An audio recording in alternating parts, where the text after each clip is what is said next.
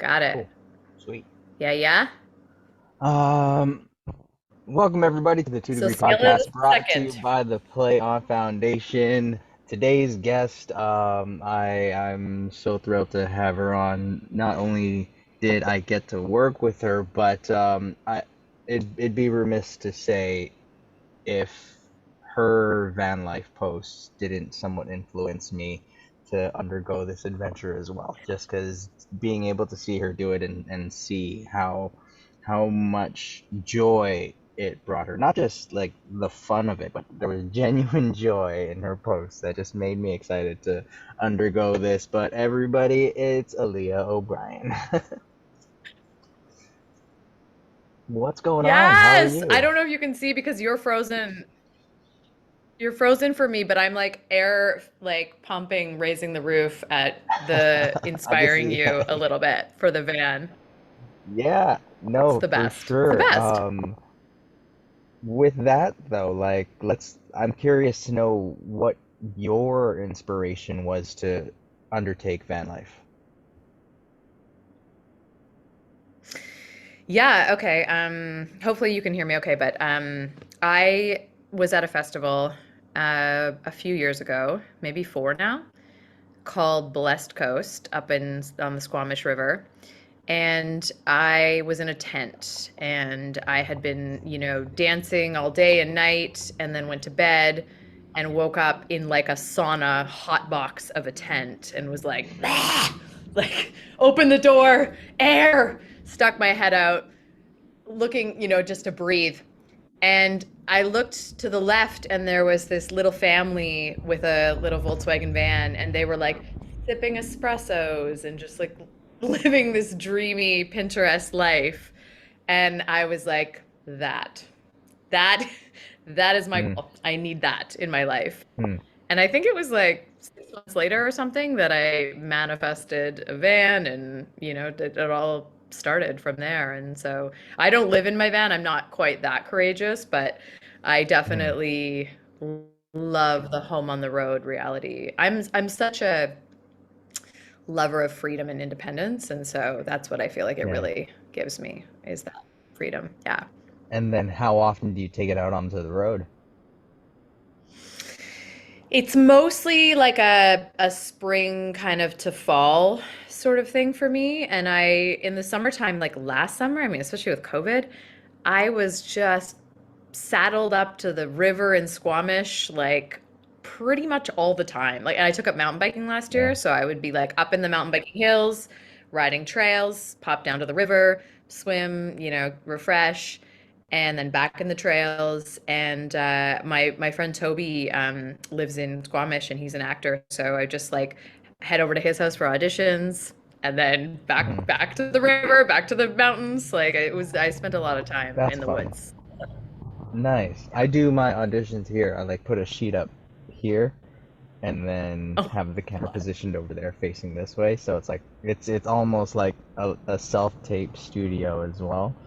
But the that's only trick with that amazing. is just being in a location that doesn't, because like before I um set up shop here, I was parked in an area that was like right next to the train tracks.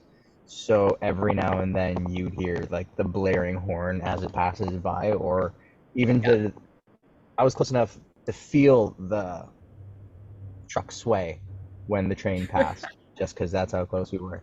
So, Oh my God. Not a but camera no, shake. That was it's literally yeah. train.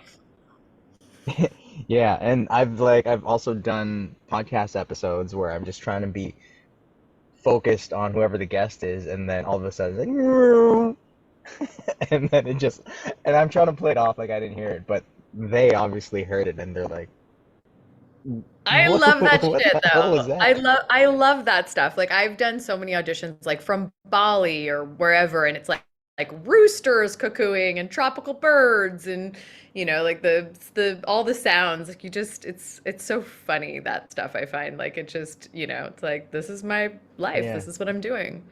And we're so lucky yeah, that we can now, like, especially with COVID kind of taking things more to the self tape world. Now you can be anywhere really, and then when you get the job, you yeah. just go to wherever that is, and It's pretty cool. Yeah, that was also part of the formula of me getting on the road was realizing I didn't have to be fixed to a city. Hmm. So if I can self-tape on the road, then why not? So that's been helpful getting auditions and just being able to do it here, then send it in, Yeah. and just Okay, wait. So having a let me decent ask enough you this. data plan. Yeah. Totally. Sorry if I'm cutting you off. I think it's just there's a delay, so I don't mean to. No, that's Um, cool. Yeah. I wanted Go to ahead. ask you though, have you had jobs where you then just like basically saddle up your van to Crew Park and that's where you like live So slash that's work? the goal. Yeah. No, that's the goal. I haven't worked since I've been on the road. So for the past 7, almost 8 months, I haven't been on set, but it's just Mm. given me the opportunity to work on my other creative ambitions. So I've been writing a lot. I've been trying to do this podcast too because I also have like something that's coming out in July, a little passion project. I wrote a kid's book. So hopefully this Ah, can lead into that amazing. and then I can push the narrative or the agenda to promote that a bit and then yeah, I also want to do like one of those fictional drama podcasts as well. So Mm. that's also Cool. something that's in the works. And then, like how you were saying, how you did your van stints like over the fall. My goal with this was to be a snowbird. So I'll Mm. be back in Vancouver, but only when it warms up. 100%. So I actually own my van with my parents, and I Hmm. started talking about like, I'm gonna get a van. Like this is a thing I want to do. And they were like, we kind of want to like escape the winter and go south. Like maybe we should share a van because I just wanted it mostly for like festivals and camping and things in the summertime. And they wanted it for the winter. So we agreed that we'd buy something together and then they would have it during the winter and take it down to like California or wherever. And I would have it sort of like spring, summer time. But then my dad was like, I don't think I want to leave that long because he's such a homebody. So now we just kind of share it like a child. Like I'm like, okay, so these are the things I'm doing. These are the weeks I would like it. And they're the best. They're like very flexible, but like I'm So like, you fun. guys said you Yeah. wanted it in the winter. Like but it's so great That's for so that. funny. Like, yeah, it's ridiculous. I mean, I've taken my van to Burning Man, so like it's amazing that you can do something like that and not have to plan a single thing because you literally have a home on the road. There's apps now, as I'm sure you know, that like are like, this sneaky spot and this place and this campground and so you just Hmm. you can park in the States at any Walmart parking lot overnight no Yeah. problem. Yeah. Like, just all those little things make you so free and independent and make so much possible that Hmm. it's so fun. But I also, just to plug, like, I highly suggest if you have like friends or family members that you like that co-sharing a van is a really great way to like it's more financially viable but it's also like it's just I don't know for me it's really fun because I love the notion that my parents are going on fun adventures too like they take it all kinds of fun places and they're really handy so that's helpful I like make Mm. it really cute and like look really good they take care of most of the mechanical stuff because they're Mm. like they have time and Yeah. they're like you can find anything on YouTube. That was So with this. Like I literally bought um a moving truck and then I converted it. So all the fixtures in here, the kitchen, the bathroom, the bed setup, I YouTube University. And then I also got dude, good for solar you. panels. So like the entire Yes. electrical Yes. system is also I did that. And there's still like a little anxiety in me for it to for it to fail, but it's just fun, especially on these sunny days, to know that all my appliances, my phone, my laptop is all being charged via the sun, Yeah. and it's just such an interesting realization to just stop and just look around and just be like, this place is self-sustaining and I'm enjoying it. So. and you're what's home something forever. that you I guess figured out on the road? Like what are some lessons of van life? Because when I first started following that hashtag, it's all glitz and glam.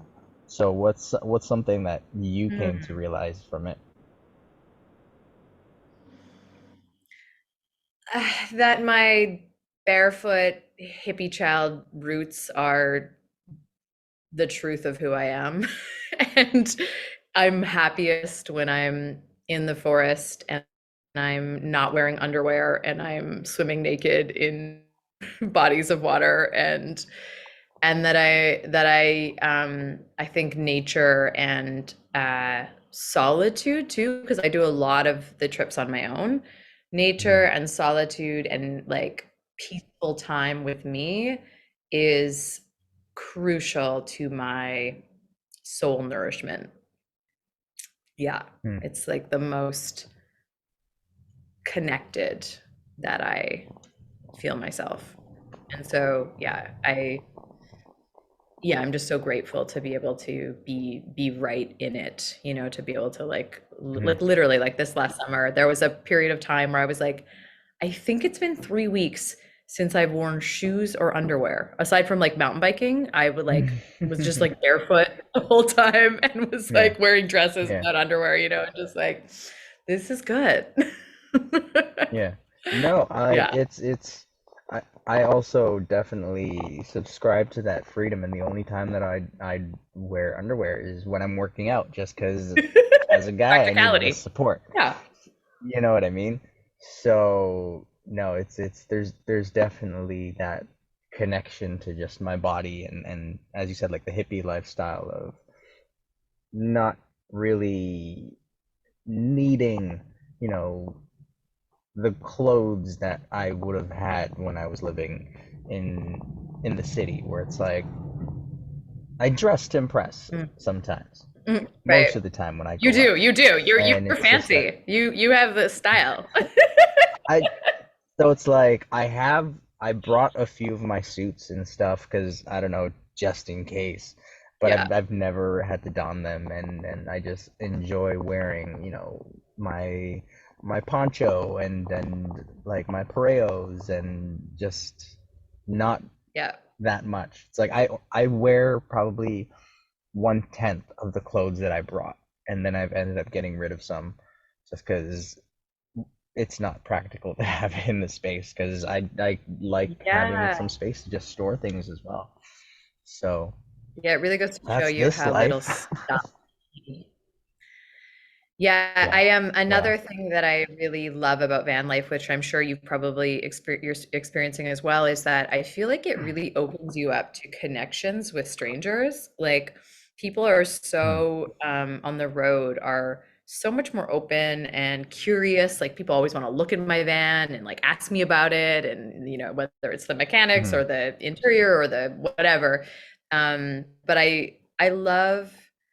I'm such a big fan of open-hearted like connection with strangers, and I just find that there's certain cities like Vancouver being one of them where that doesn't happen easily. Like I just came from Yeah. Guatemala, and everywhere you go there, you pass anyone in the street. Hola, buenos dias. Hola, buenas noches. Like it's like you don't not acknowledge somebody when you walk by them. Like whereas here it's a lot of in the phone and head down, and but I do find with the van life on the road, there's a certain friendliness and openness that I experience more, which is really, really nice.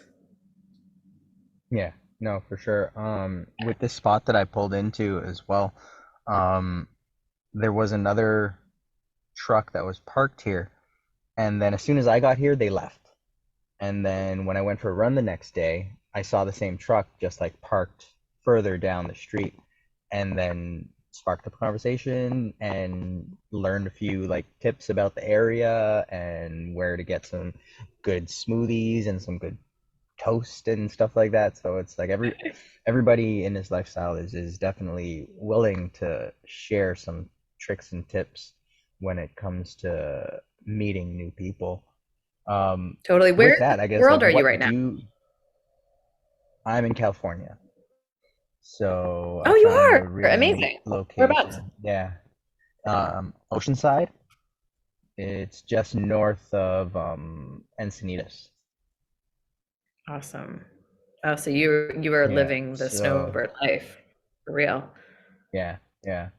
So cool. Um, and then probably next week or so, make my way up to LA and visit some friends maybe, or just find a nice spot maybe. Because like I also saw like some really neat locations in Malibu, right by the beach. So we'll Mm, see. Maybe I can find something up there, and but I'm just waiting for everything to warm up, because yeah, that's the objective was to get away, and then yeah. my water system.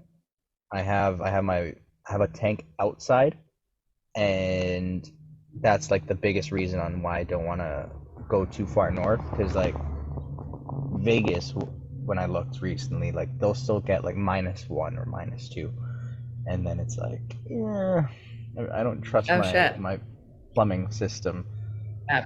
in the cold. Yeah, so Right. yeah. Um, Right. you Do just you get a mentioned lot that of you. messages? Like I know for me, I experience a lot of, oh sorry, we're now talking on each other. No, no, no, let's go. What were you saying?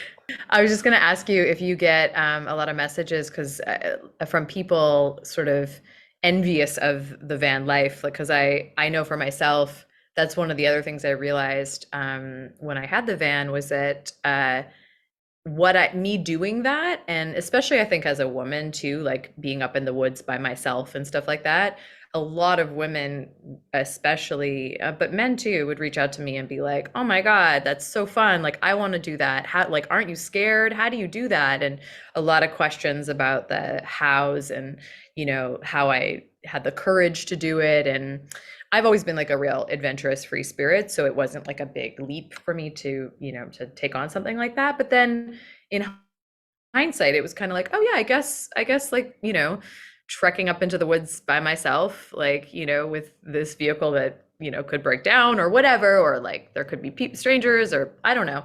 It's something that does require a little bit of like bravery and getting out of your comfort zone. And I find that I get a lot of messages from people being Hmm. either you know, curious or inspired or, like jealous or just like wanting that for themselves. And so I spend a lot of time like explaining to people like, that you can do it and Yeah. also like this is how and that sort of thing. So with that, I'm curious to hear your sentiment on it. But I was speaking with another um, actor on the matter, where it's like I went the route of this van life, truck life, camper life slash seeking freedom, and then he went the route of building like his man cave, if you will, to Twitch stream because he loves video games, and Mm. that's his level of freedom to do that. And then we got talking to the point of I'm so blessed to have had the opportunities in this business to afford this to the degree where when it comes to people that say that they wish they could have this lifestyle, and they not from the safety standpoint, because I also have friends who reach out, and the only reason that's stopping them from doing this is their anxiety. And it's like, okay, fair, that's something different. But then if it's like a financial thing, I feel like we have been given the gift of buying our freedom to do this. What are your thoughts on that sentiment? Hmm. Yeah, I mean, I feel like I could go really fucking deep with this in terms of like are sort of when you are I think when you're following your purpose in life, like you are supported, like there's a certain abundance manifesting that the universe conspires to support you when you are truly following your heart and doing what lights you up. But I also just on a more myopic, like practical level, like I said, I share the van with my parents. My van is a 1994 Dodge Leisure Travel. So it's not a fancy, Mm. VW van. It's not a Sprinter. It's not, it literally cost us, which I know for some people this is still too much, but like for some people it's really not. It's a matter of choices. Like where are you spending your money? Like are you it's a Yeah. matter of values. But like Yeah. investment wise, all in for the van split, so my share has only been thus far, I would say maximum $7,000. And that's for Mm. years of enjoyment and entertainment. That's not that Mm. much when you think about what Fair. people spend $7,000 on, you know? Yeah.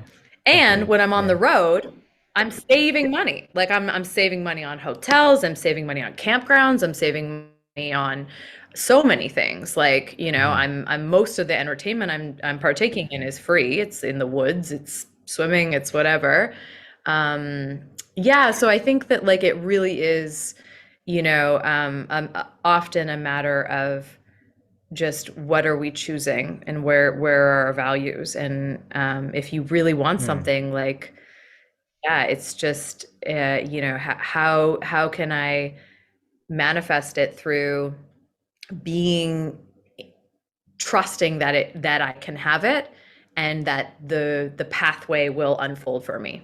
Because I really do. I mean, I'm a Yeah. subscriber of energy, and where your attention goes, your energy flows. And if I'm like, I will never afford that, I don't deserve it, like the universe is not going to give it to you. Like you gotta Yeah. believe and put your energy into moving towards that. And sometimes it's just like maybe you'll end up borrowing someone's van and getting a taste for it. Sort of the piece that I would want to impart from that question is really get in touch with what you really want and what lights you up, and then put your energy towards believing that it's possible for you. And Hmm. sometimes it means like, okay, I'm not going to go out for dinner this month because then I'll save this much money or whatever. But like it's so doable. And find friends that want to invest with you and share a van, or yeah, there's Yeah. so many ways in which it can look. It doesn't need to be a $60,000 Mercedes, whatever. It can be literally like a Dodge Leisure Travel, which, like, if you look on my Instagram, my van's pretty cute. Yeah. And it's the best. Like No, that's it's fair. Yeah. Yeah.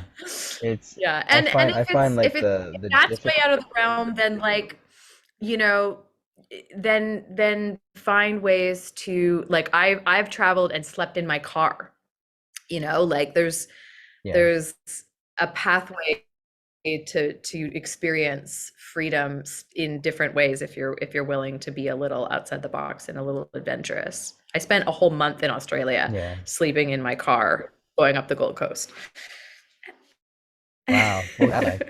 It was amazing. It was like, I mean, it was amazing because I slept on the ocean most nights, I'd wake up to the sunrise over the ocean. And in Yeah. Australia, they have free public barbecues everywhere. So I'd be like Hmm. barbecuing breakfast, dinner, like, just, yeah, I mean, I'd say I'm a lot more bougie now. Like, I like the fact that my van has a, memory foam mattress and shit like that. Yeah. But, when I was in my 20s, I was like, fuck it, I'll sleep in my car. I'll save money sleeping in my car so I can spend it on more time traveling, more adventures, whatever. You just figure out what your values are, and then put your energy towards that, I think. Where do you think that came from? Because that's such a very free mindset, in comparison to what society ingrains into what we're meant to do after school. So where did that come from? Where did you feel that need and desire to get out there? Yeah, I'm super lucky. My mom is a very independent, like, incredible, hippie woman. I mean, both my parents were like beautiful hippie souls who are still very, sort of soulful and open and adventurous. But my mom specifically when she was 17, bought a Volkswagen van and was like, peace out, and just drove Oh across wow. the states, like pick fruit and, do whatever to make money. Does she still And have that had, van? made no, she doesn't. Well, we own the van. We have our van that we share now, but she doesn't have The the new Volkswagen van. van. I'm not sure. Mm. Yeah, yeah, the new van. But like my mom's, yeah, she like her and my dad maybe 6 years ago bought a sailboat and taught themselves how to sail. Like she just has that like, Oh wow. if I want to do that, I'll figure it out, and no fear around. What's helpful is the positive outlook is helpful because I believe that like in my family we weren't raised to see the problems and to see fear. We were raised to see like possibility and opportunity. So that's really Mm. helpful because when I think about traveling on my own, I'm not like, these bad things are going to happen. I'm like, it's going to be great. And when you think it's going to be great, I'd say like 99.5% of the time, it is great. And when Yeah. opportunity, or sorry, not opportunities, when challenges arise, one of my superpowers is seeing them as opportunities. Like, okay, this challenge is upon me. Like this sucks. What am I meant to learn? Like, how am I going to use this to like grow or expand? And that's not something that I'd say like I've always been super strong at, but over like constantly wanting to be better and wanting to have a more joyful experience of life, I've learned that everything that is happening is not happening to me. It's literally happening for me. So it's all about like, what Mm. is this opportunity for? Which is, it's honestly, it's a way more fun way to move through the world. It doesn't mean that shit doesn't suck sometimes. Like, it's not like I'm like, oh, yay, Yeah. this opportunity. I'm like, ah, oh, fuck, I got COVID in Guatemala. Like, fuck. Okay. What is this for? Why, universe? Why do I have, But then like beautiful things came from it. And it's Yeah. so, yeah. That's fair. Now, seeing like all your travel stories and all your adventures that you go on, um, it's very different in the terms of when I have other friends that talk about traveling, it's usually to Dubai or Miami or New York or LA to party and just what is traveling to you? Hmm. What is traveling to me? Well, I think it's always been for me about experiencing different people, different cultures, different experiences that help me connect more deeply to myself. Hmm. And I don't know that I knew that in my 20s and, like, because I did a ton of traveling and backpacking in my sort of like 18, 19, 20 to like 25. Like I was just like always traveling because I was obsessed with experiencing different parts of the world and the people, like the sweet, because you get to experience that, like that simple life, like we have a taste of now with the van life, that simple life that equals so much joy. Like that Yeah. notion of like less is actually more, and more connection, more presence, more oh, I have goosebumps. Like it's really, it's that like real, like this is life, Hmm. and when I'm on the road, so I have this problem that I'm constantly trying to evolve, where and am evolving, but like, it's fucking stubborn. This problem where I feel like I need to do so much, like I have this pressure of like, I got to get shit done, I got to be of service, I got to live out my purpose, I got to do Hmm. all these things. And when I'm traveling, I give myself permission to just be and experience and take in what is around me. So I'm aware that there's a certain way of being that I experience life when I'm traveling that I crave. And I'm learning how to transcend that into the everyday, but Hmm. it's a little harder. Yeah. So it really is that presence and that connection. And now as a sort of, older person or sort of more self-aware maybe person, traveling for me is often following my intuition, because now most of the trips I go on, I feel like a call to go. Bali was that for me for a few years. Guatemala just now was like I woke up in the middle of the night and was like, book a trip to Guatemala. Like it was like now. Like I got on my computer at 3 a.m. and was like, just book the message I got was book the first week. So I booked the first week at an Airbnb. That's it. No other plans. And then literally booked my plane ticket like a few days before I left and was like, okay, like I don't know why we're going on this trip, but we're doing it. Yeah. And so it's really about trusting my intuition and Can you looking reveal to what where that I intuition led you to do or receive? Yeah, I think that like what was interesting for me is that this trip to Guatemala was different than the trips that I went to Bali. The first time I went to Bali, I had major intuition pull, and uh and the whole trip was magic. It was like Hmm. one beautiful connection after another epiphany after, and I was in a very transitional part of my life where I had ended a 9-year relationship. I was rediscovering the truth of who I am. And it was just like awakening, awakening, awakening, magic, magic, magic. And funny enough, this ties into take two. I was walking down the alley the first day I got to Bali. It was early in the morning. I was walking down this little alley. Incense was like floating through the air because they have these little offerings that they put out in prayer to the gods, and it's amazing. And I got like for lack of a better term, like a fucking spiritual download. That was Hmm. the message was, you've been here before, that like you've lived here before, um, and you're going to go home and you're going to book a series so you can come here part time. And I don't know if you know, but the day I got back from Bali, I had my audition for Take Two. They actually postponed the callback so that I could be there for it. And I Wow. like flew in, was like jet lagged, went to that audition, was so in my like nothing matters, like I am love, and did the audition and then ended up booking it.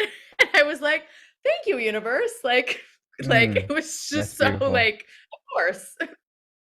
Then with Guatemala, I had this intuition, but then my mind started creeping in and going like, oh, it's probably going to be this magical experience like Bali was, because I was getting that intuitive pull. Whereas Hmm. Guatemala was like this other experience where it was like one little challenge after another. And it felt like to look for the opportunity and the gold in the experience. And it Hmm. kind of felt like an evolution of like, now I'm a much more self-aware person. And that is part of, I think, the sort of the human journey is like really learning to take everything as a beautiful opportunity for growth. And so I had several challenges come up, and all of them ended up being so beautiful. Like I'll just share, I mean, with COVID, I like 5 days in, I got COVID and was asked to quarantine for 10 days. And so I was like, shit, like, okay, like now I have to isolate, in this place, and I can't go anywhere. And so I guess like that's what I'm meant to do. And right away my mind went to, okay, I'll, work on my book, I'll work on my scripts, I'll write, be so productive during this time. But then I was so sick that like my mind wouldn't work. And it was just like, no, you just need to sit here and stare at the lake. And I so fortunately had this beautiful place that was like overlooked the lake, volcanoes. It was stunning. It was amazing. Like if you're gonna have Hmm. COVID, that's the place. Yeah. Um, but I was forced to just be still. And I kept getting the message like, just be, just like enjoy being. And so I would go down to the dock every day and just stare at the lake and watch the sun dance on the lake and hear the water lapping in the light waves and all the bird sounds and feel the sun on my face. And I learned how to be still, which was something that I Hmm. have always wrestled with, like really like still for long periods of time, and not just like being Yeah. still, but like feeling still, that inner peace Yeah. feeling.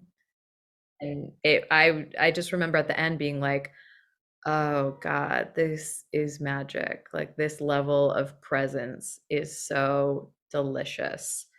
Hmm. Please, God, let me take this with me.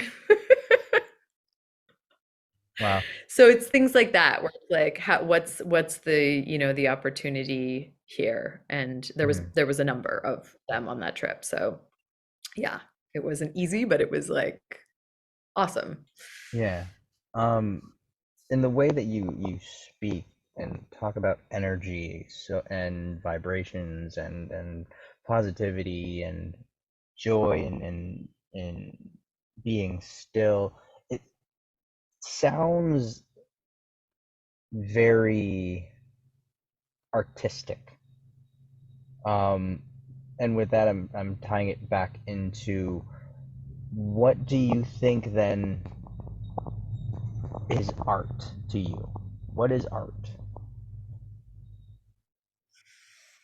Ooh, what is art?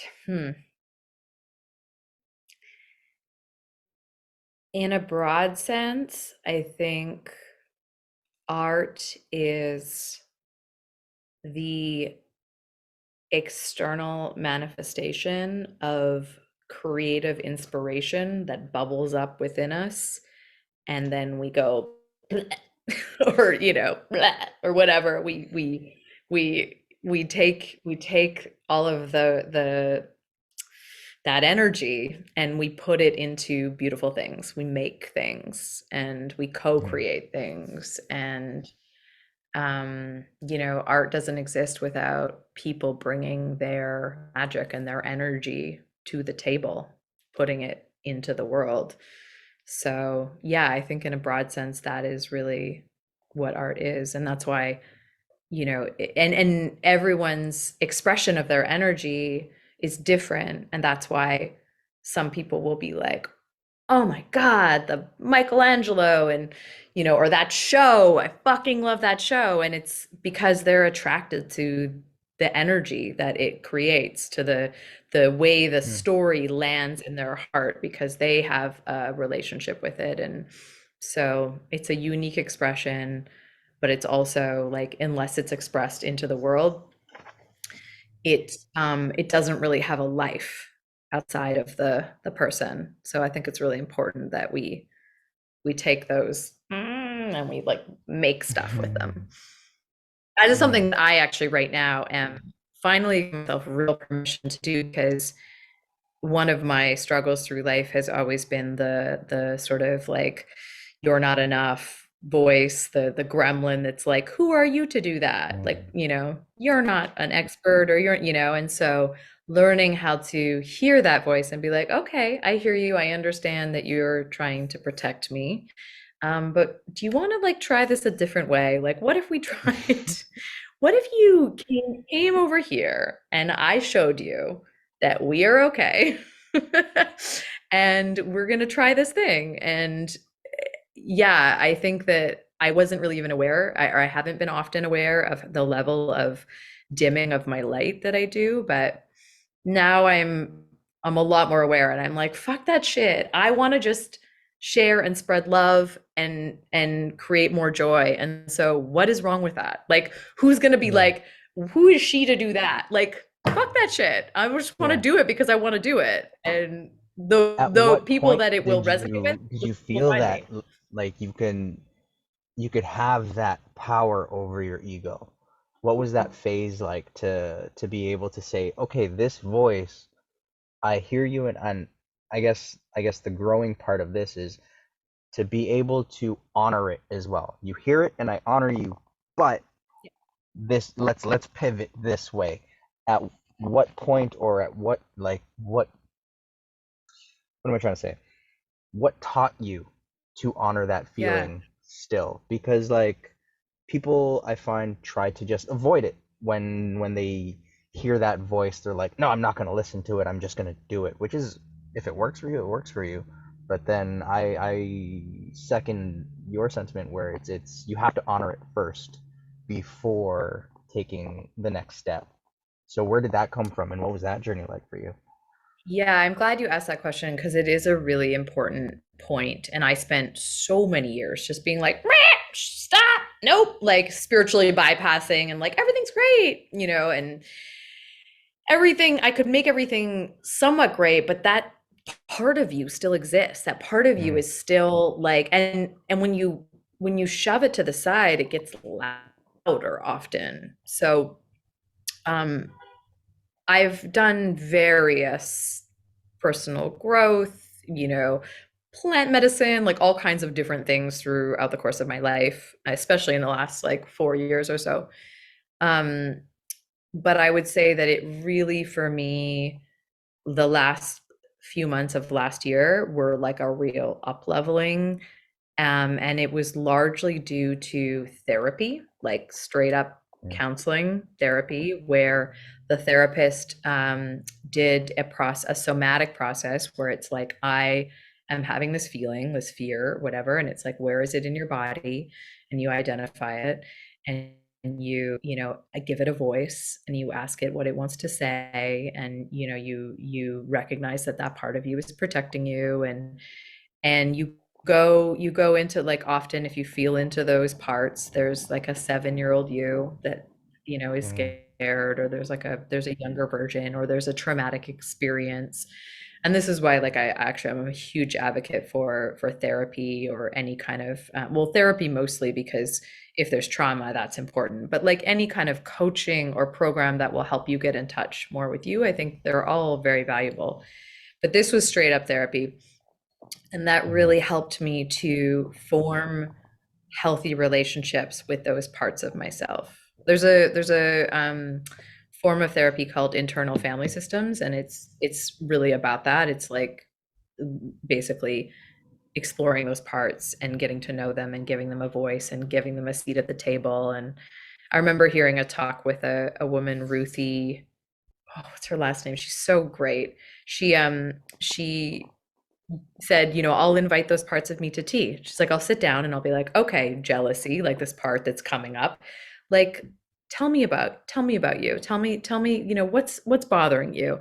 And I think by giving them a voice, you get behind what's actually going on, and you get to the fear, and then you can dispel it. You can love it. You can bring it in. Like, I've taken some of those parts and they've gone from being like a wall around my heart protecting me to like one of my parts is now literally wanted to be named. Like, I asked it, what would you like your new title to be after working through, all the fear?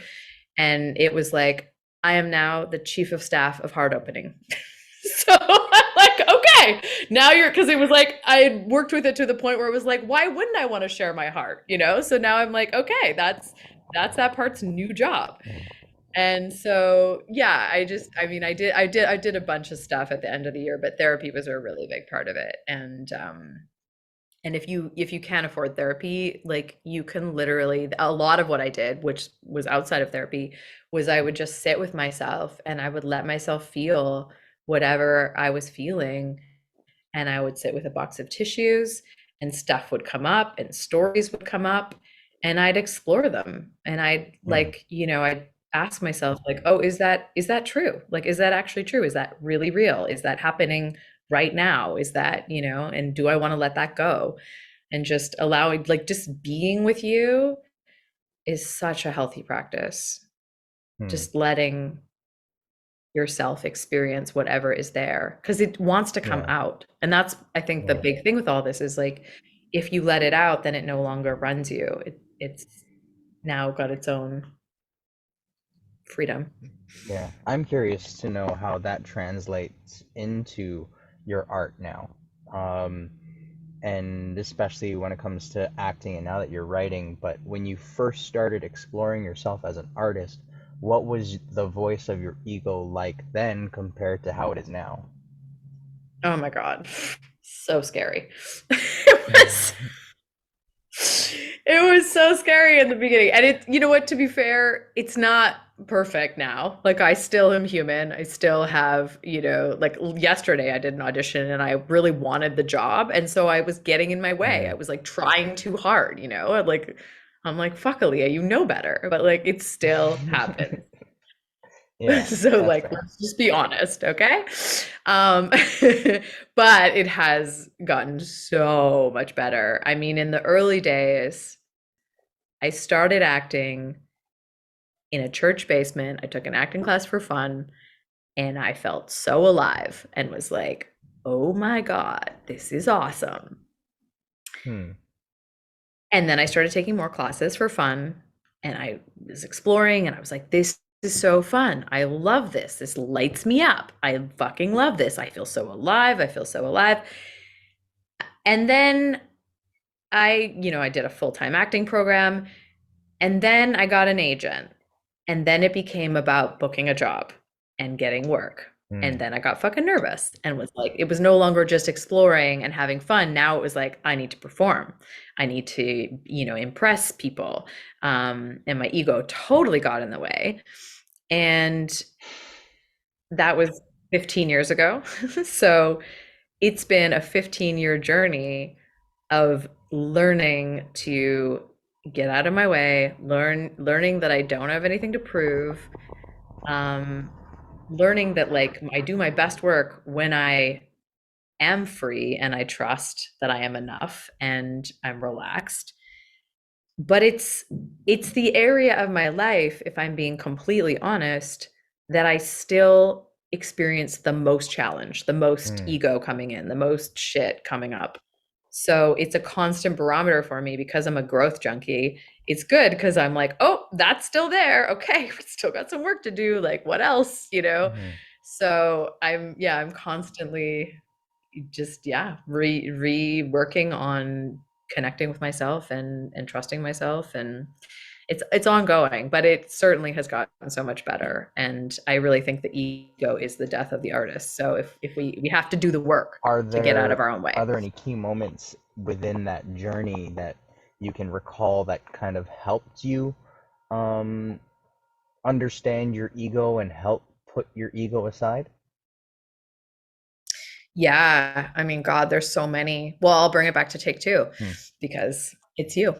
Um, so so so I booked take two when I got back from Bali, and I was in my like, everything is love, like, you can do no wrong because you are love and all the magic is inside you.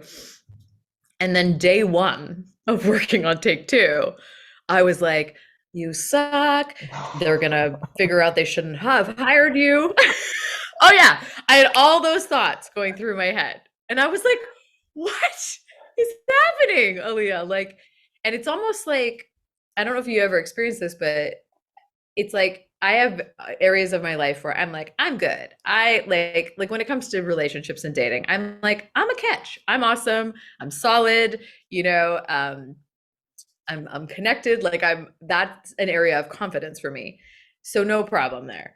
But then acting, it's like you put me on set, you put me in that environment and all my old stories and shit comes up, unless I've really worked through it. So I got a dose of my own medicine and was like, oh fuck, that's still there. That you still are telling yourself you're not enough in this environment. Hmm. Outside of that, I was, back from Bali. I'm like, everything's great, but I'm like, okay, we're in this world now, and Hmm. this world still has some work to do. So I went home after that first day. I had one day off, and then I had another day of work. And on that one day off, I was like, this shit has to change, Aaliyah. We are not doing this anymore. Like you you are not going back to work playing small and believing that you suck. What do you need to do to change this? And I again got like I was walking, I'll never forget, I was walking down Commercial Drive because I was living just off Commercial Drive at the time. And I got another message, and it was, we have given you this job as a playground to work through this limiting belief, to prove to yourself that Hmm. you are enough. So get to work, basically.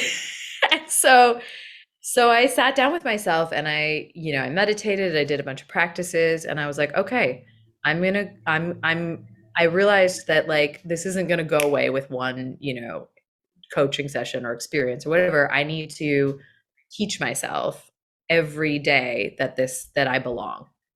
So at work, Hmm. after every take, I used to do this thing where after every take, I kind of like cringe a little bit, like, ooh, that probably, like, I automatically assume that it sucked, like, without even really evaluating. So that's not helpful. Hmm. And this is me, like, what, like 12 years into the job? I know, like, this, I'm being honest because I think it's important that we're honest, period, but also that Yeah. actors especially Yeah. are honest about crazy processes. So I in general, like on any show, would be like, like after every take, I'd kind of feel like that probably sucked without even like actually evaluating. So I stopped doing that. I would finish a take and I'd have the impulse to want to cringe, and then I'd go like this. I'd be like, "Good job, Aliyah." Like I'd give myself a little psychological gesture of like, "Good work." And then I would actually reflect like, "How did that go? Did I want do I want to do something different? Was that, was that like good?" Obviously, directors feedback helps, but often directors don't give you feedback. They're Yeah. like, moving on, or great, you want to do another one, or nothing. And then Yeah. you're like, when they say nothing, you really think you sucked. Mm. So until you learn that that's not the truth, like Yeah. that's not how it works. But Yeah. like, when you're an actor that makes shit up, that's what you do. So yeah, so I don't know, I don't remember exactly when it was, but it was like maybe 5 episodes in or something. I had the awareness that I was like, oh, I'm good. I belong. Mm. Okay. Okay, we're good. Like you practiced enough of getting out of that habit, because it was just a Yeah. mental habit of me, of my not enough voice coming in and being like, you suck, and it was like habitually the loop was playing. So I stopped the loop, pressed pause, and was like, do you want to put a new thought in there? And that was another thing I did too that was really helpful. If I had a negative thought that was like, that was terrible or you suck, I would flip it and I'd be like, that was fucking awesome. You did so good. Like, even if Mm. I didn't believe it, I was like, let's just go for like the opposite. Mm. And it helped. It worked. It really worked. Yeah. It's not like I'm like never nervous or never think I don't suck anymore, but like I habituated myself out of that negative habit and into like a more grounded place. I'm curious then now because I was talking with another actor with this topic, and it's not so much of getting out of your own head and wondering if you had a good take or if it wasn't good enough. But now on his end, he's navigating the realm of taking the compliment where Mm, sometimes he'll get the compliment. It's like, oh, good take. Do you want to do another take? And then he hears that, and it's like, is he giving me the option to do another take because it wasn't that great? Where do you sit on compliments? And then I gave him the sentiment where it's like it took me a while to take moving on as the compliment. Where it's like if a director says moving on, then it's now being able to trust the village here, where the director is saying that whatever we got, they can work with, and it'll still work out. So, with you, what's it like when compliments come your way? yeah, it's evolved for sure. I mean, before, when I didn't believe in myself, a compliment felt good because the validation whore in me was like, I'm okay, I'm worthy, like I needed that to feel okay. But at the same time, I didn't trust it because I didn't believe that I was good enough. So it was like, it was not comfortable to receive Hmm. a compliment at the same time as wanting it. It was like, also I didn't totally trust it. And now I would say that like, I'm even amongst my friends, or with, with strangers, like if I compliment somebody and they're like, oh, no, no, no, no, like, hey, hear me. I'm complimenting you and I mean it, Yeah, because yeah, we are taught, especially as Canadians, that like, be humble, don't accept, like it's uncomfortable for a lot of us to receive compliments, actor or not. yeah. So I'd say that now, yeah, when I receive a compliment, I've trained myself to just hear it and say thank you and Yeah. trust that people don't generally lie. They're not, most people aren't walking around trying to, just shove shit up your ass. They're literally like want if they say something nice, they probably mean it. So Yeah. yeah. No, So that's I'd say with funny work, because with it's work, like, it's yeah. No, that's an interesting approach because like, yeah, that was also like a question that weigh on my mind when people would give me a compliment. It's like, "Oh, what do you really want from me?" Where it's Mhm. like, yeah, no, they're just complimenting you. So yeah, just say thank you and be gracious about it and know that that reflects you and they don't want anything. But then it sucks when you find out that they do want something. Well, I mean, we're not all perfect. There is definitely a Yeah, mixed bag of personalities and whatnot, but yeah, I think it's actually kinder and better for all of us if when someone compliments you, you receive it. You really graciously yeah, receive it. As opposed to before, I would often do the thing where I'm like, oh, thanks, you too. I love blah, blah, blah, blah, instead of just taking yeah. it, like they weren't, That because was it's that almost was like, I can go back to like my first time of trying to navigate taking compliments was, oh, if somebody gives you a compliment, you have to give them a compliment. So then I'd find myself in situations where it's like somebody gives me a compliment and then it's like I don't know this person. I don't what do I compliment them on? And now I'm like, oh no, now they need something from me because they just complimented me. And then I spiral. oh, that's such an interesting projection. Yeah. I know. They're complimenting me And because they that's want that's it life. back. That's our Like, ego, where it's like we project everything. All of our insecurities are everything. just projections. Oh, no, that's insane. Totally. But Yeah. We're just walking Aliyah, around looking in mirrors all the time. I feel like we can talk about life and authenticity and just what it means to be an artist for another few hours, but you've been more than gracious enough to give me this time that you have, and I will respect it and honor it, and we will save more of those topics for another episode if you'd be happy to come back. And I would yeah, but it happily was it come was such a back, my friend. pleasure. It's such a pleasure having you on and just talking and catching up and just seeing where everything's at with you. So thank you for coming out. Thank you for having me and congrats on this incredible. I mean, I didn't actually realize that you totally built your van. Like that's respect right there. But also for starting a Thank podcast. Like fuck yeah. Like I just love you had a creative inspiration and you're like, I'm gonna do it.